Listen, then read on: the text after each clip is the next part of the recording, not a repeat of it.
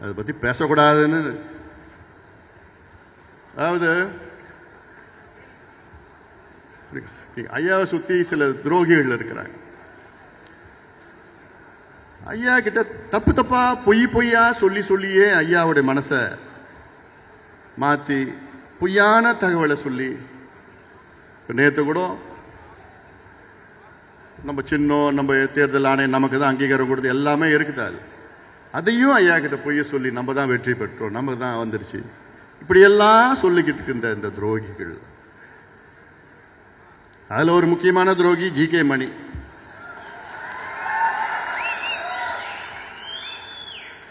அதை பற்றி நான் இன்னும் நிறையா இருக்குது, அப்புறம் நான் சொல்லிக்கிறேன். நான் சொல்கிற அளவுக்கு தகுதி கிடையாது அவருக்கு.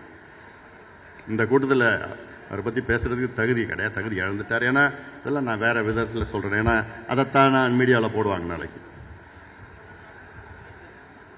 இன்னைக்கு தமிழ்நாட்டில்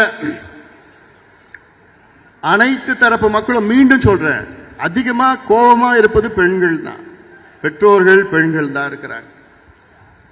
தினம் சட்டம் ஒழுங்கு பிரச்சனை மட்டும் இல்லை, தினம் பெண்களுக்கு எதிரான ஒரு நிகழ்வு நடந்துட்டு இருக்கு, தினம் நடந்துட்டு இருக்குது. அது அவ்வளோ கோபத்தில் இருக்கின்றார்கள். அரசு ஊழியர்களை பற்றி உங்களுக்கு தெரியும், ஆசிரியர்கள், இணை பேராசிரியர்கள், எங்கே போனாலும் மருத்துவர்கள், நெசவாளர்கள், விவசாயிகள் எல்லாம் உங்களுக்கு கோபத்தில் இருக்குது. இன்னைக்கு திமுக இன்னைக்கு ஏதோ களத்தில் இருக்கிறாங்க, இல்லை, களத்தில் ஏதோ இருக்கிற மாதிரி ஒரு தோற்றத்தை உருவாக்கி இருக்கின்றாங்க. ஒரு இல்யூஷன் தான் திமுக இன்னைக்கு, ஒரு இல்யூஷன், அவ்வளவுதான்.